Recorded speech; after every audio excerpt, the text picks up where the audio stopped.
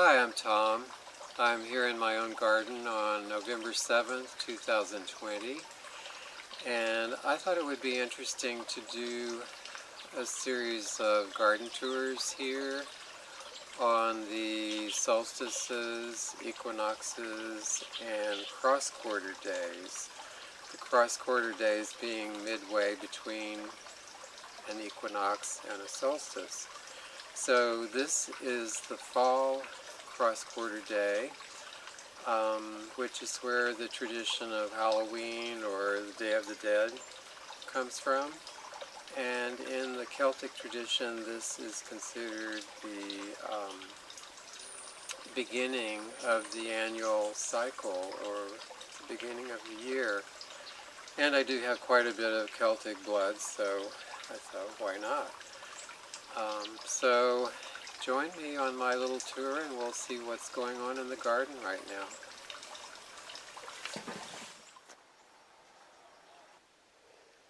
Coming through the front gate, one thing I was thinking is that the foliage plants this time of year are very well developed. So I'll highlight some that naturally die down after we get a severe freeze.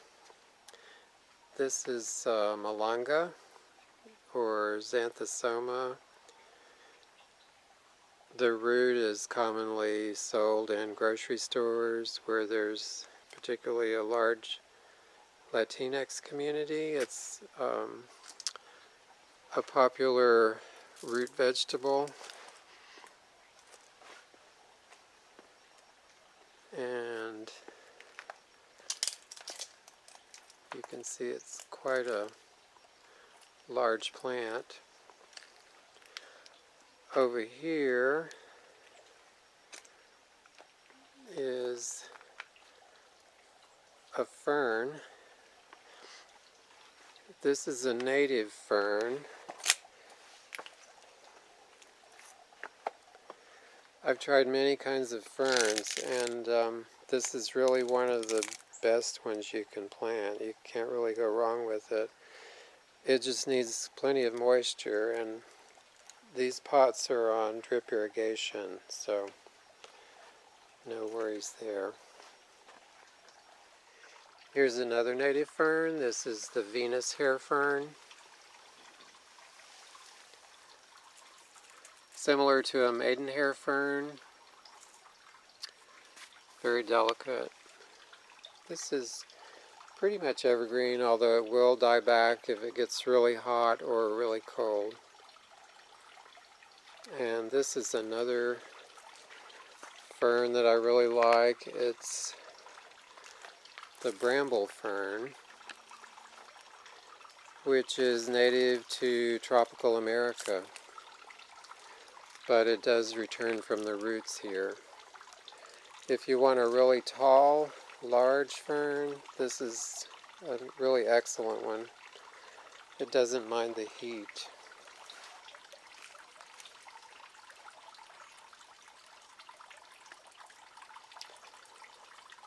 And there's another one over here in this pot.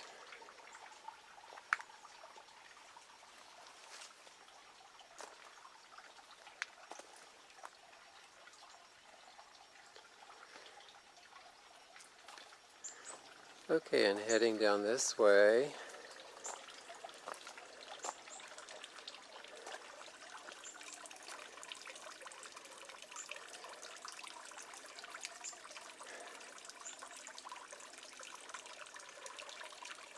this elephant ear right here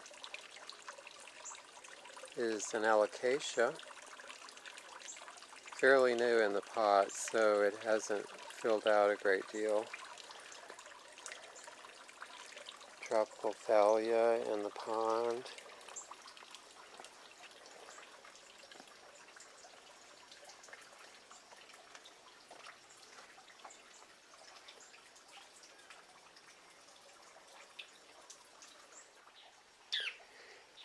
This is a Siningia. I got a start of this from a friend.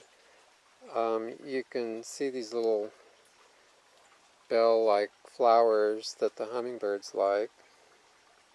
It's a South American plant that returns each year from the root. It has a very large bulbous corm, and the foliage is really nice on this. It's sort of a sandpapery texture, but very luscious and succulent looking leaves.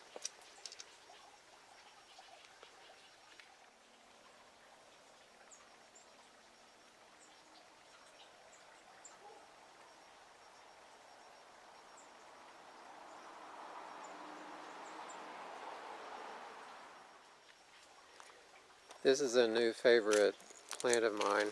It's one of the latest blooming plants in the garden here. It has these tiny little daisy flowers, and it's native to the Rio Grande Valley, but I'm trying it out here, and I imagine that it will return from the roots. The pollinators like it. I see a bee here right now.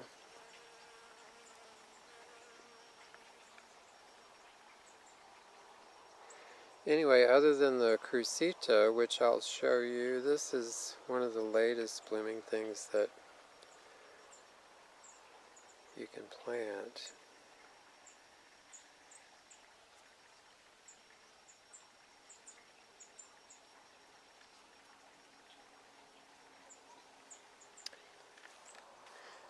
Here's another elephant ear. This is California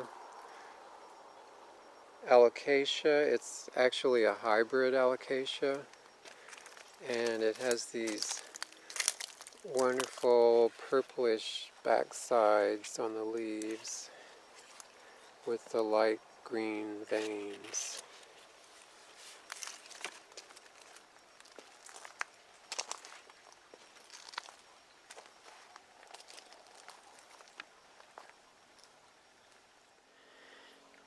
Next to the alocasia is this asparagus. It's an ornamental asparagus, similar to the asparagus fern, but this grows taller. And I like it because it doesn't have the spiny stems that the Springer asparagus has. And this is grown, I understand, as greenery for the florist industry. The texture is a nice contrast to that of the elephant ear. This is basically evergreen, although I have had it suffer some damage when we have a really hard winter. But it returns very easily, and it tends to spread around a bit by the roots, although not so much that it becomes a real problem.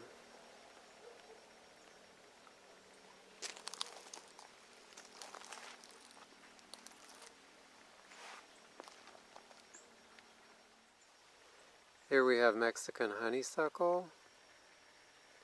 It's not a honeysuckle, except in name only. It's a justicia. And this blooms in cooler weather. In fact, I've seen it blooming in the middle of the winter in downtown San Antonio. The hummingbirds like this.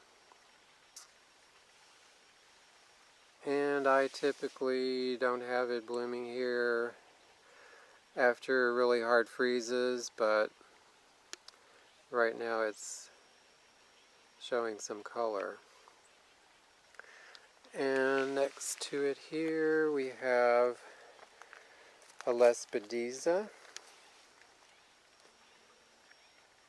another late bloomer.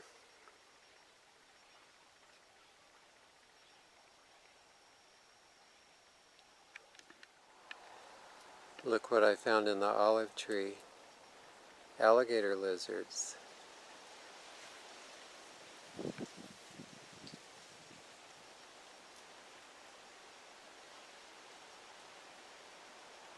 Two of them.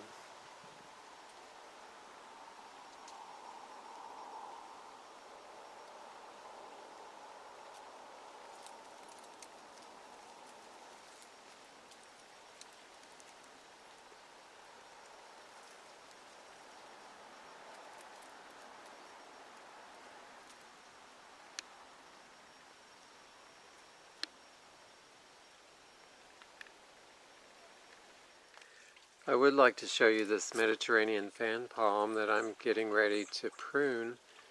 It's getting a little too wide for the location, so I'm going to take off the two lower heads on the right and left, but this makes an excellent palm for the hill country. It's drought resistant and deer resistant, and it grows in a clump like this and makes a really good screen as well. Also, it has these fruits, and I've seen the mockingbird pecking at these.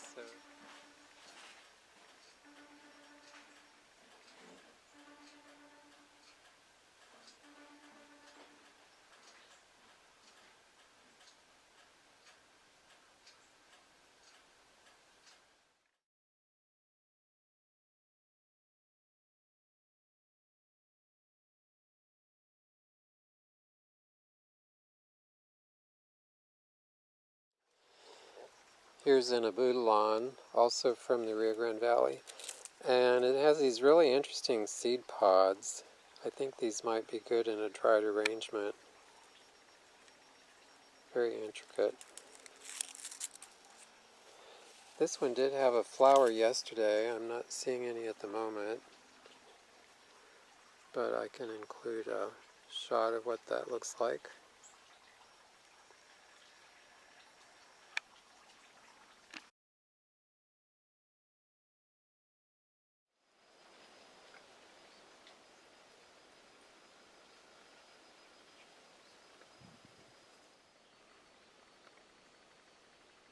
Also flowering right now are the shrimp plants, and they will continue all winter unless we get a really hard freeze. They have this sort of shrimp salmon color, and I'm in the process of replacing some of these with one called strawberry, which has more of a red color. Here's an example of the strawberry variety. These are the seed pods of the Chinese flame tree. They're so high that it's hard to get a good shot of them. These are really tall up near the roof of the house. But they're quite colorful. Just as attractive as the flowers, actually. The flowers are yellow.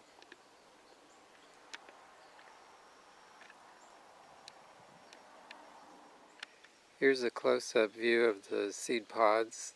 These are some that fell off of the tree. They're very similar to the bracts around bougainvillea flowers.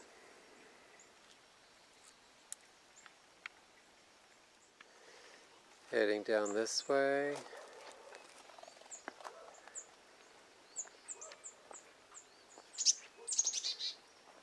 Near the cactus garden.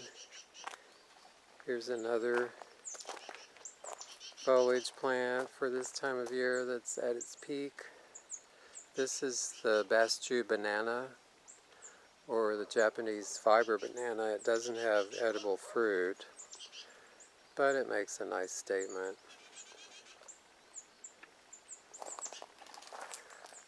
Below, in this stock tank, are also the philodendron psiloum, and this comes back for me every year from the roots. So I've been cleaning up the cactus garden.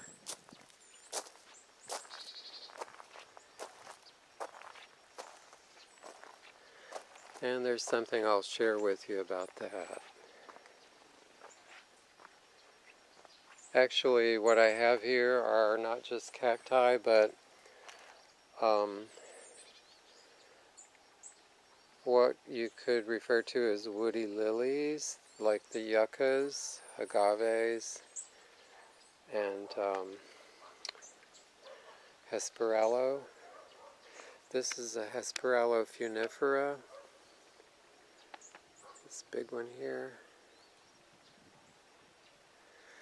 I have a lot of shin-dagger here from West Texas. Lechuguilla. a few golden barrels.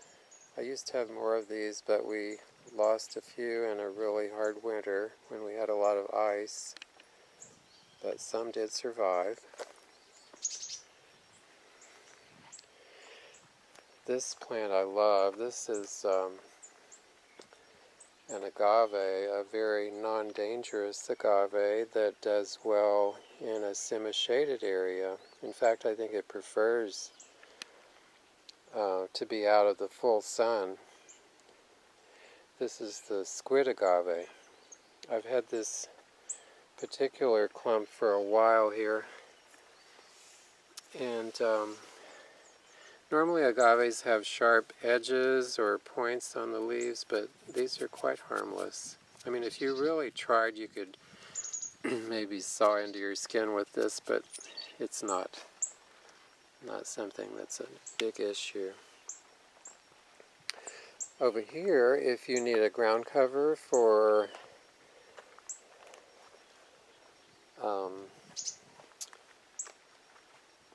a dry spot, and I see a Joya piece there that I missed. There we go.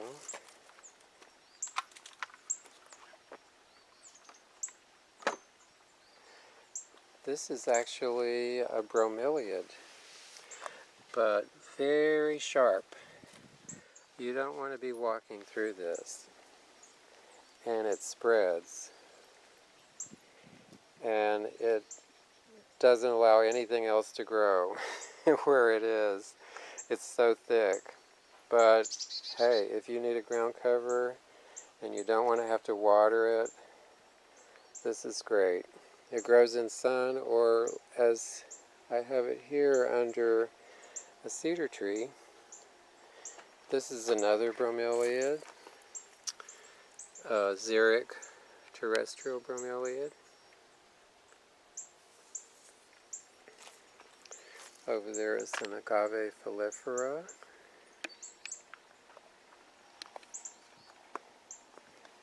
And anyway, back to the cacti. This Virgactus hematacanthus from South Texas has done real well for me. This is an aloe aristata. It's really well adapted here. It's one of the hardier aloes. And I had a barrel cactus here. This is the Virgactus wesleyanii from way out west Texas and further west and south. And oftentimes the cacti from west Texas or further west, like from Arizona or New Mexico, don't do so well here because when we get really wet weather, they suffer. So I lost one of these during a wet period, and I decided I would try one in a pot so that it has excellent drainage.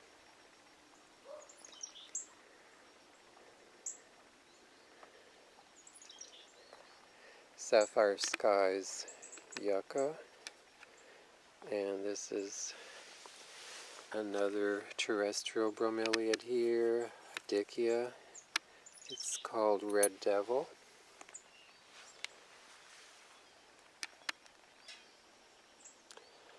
Another golden barrel, and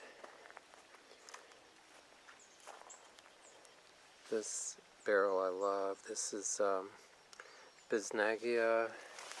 I'm probably mispronouncing that, but it's actually, that's the old name. Echinocactus platycanthus is the more recent name.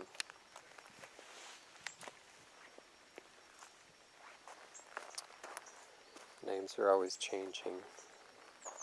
And this is seven-leaf creeper, similar to Virginia creeper, but this particular one has 7 leaflets, generally. 7 leaflets per leaf, and it's native to the hill country. And up here, another elephant ear. This is another alocasia. I had a problem with my drip system this year, so this one suffered, but it's coming back. Anyway, what I really wanted to share about the cactus garden, though, or the cactus and succulent garden, I guess I could call it. If you have a xeric garden like this, this is what you need. Welding gloves, and as I was demonstrating earlier, some sort of a picker. I think this is actually a trash picker is good. And then I have these pruning shears that have a long handle, and also some really big tweezers are good, and of course some shears. So yeah, that's what you really need to get among all these dangerous plants.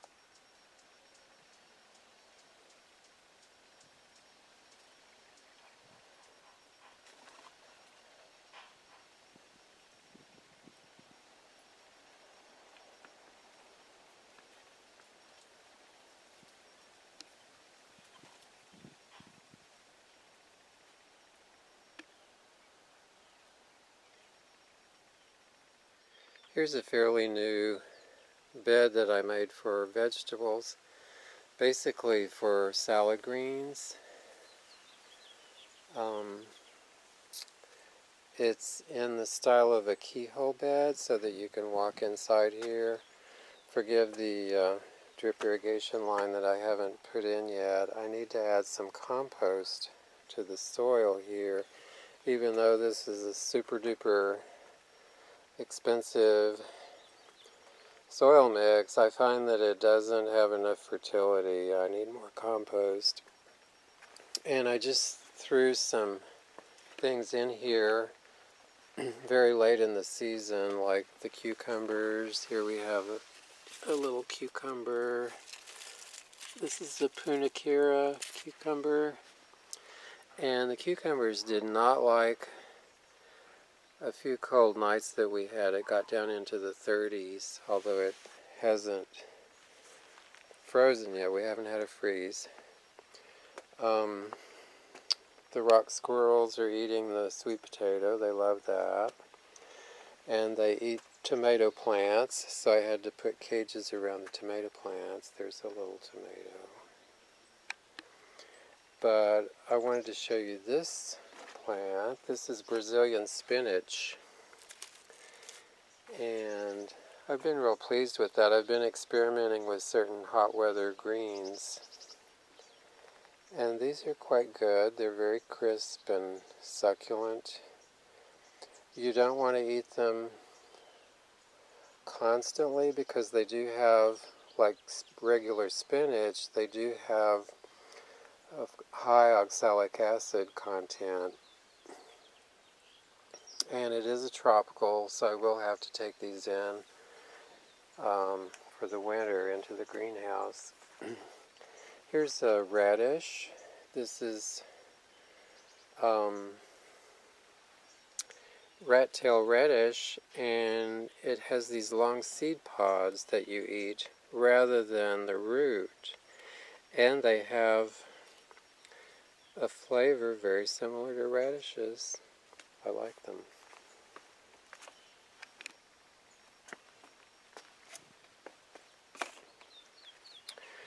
Over here I've started some greens for the winter. We have red Russian kale.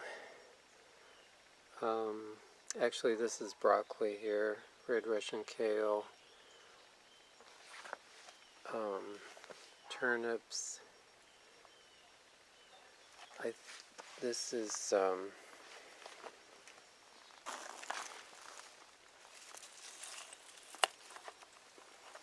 Brussels sprouts and mustard greens. And this is a new one, for me anyway, called, it's an oriental green, but I like it. It's quite tasty. Very mild, komatsuna.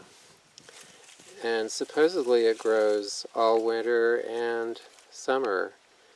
It's an all-year green, so I'm really excited about this one. Here's another hot weather green that I'm experimenting with. I have several of these in pots. This is longevity spinach. It's a wonderful green, very mild. You can eat it in salads, and it has excellent health benefits, so I'm told. Longevity spinach. I'm hoping my corn will have time to make ears. This is not a sweet corn, it's more of an ornamental corn, but you can use it for either popcorn or cornmeal. It's the glass or stained glass corn that was developed from several indigenous varieties, I believe. And behind that is sugarcane. Here's an American smoke tree down in the woods.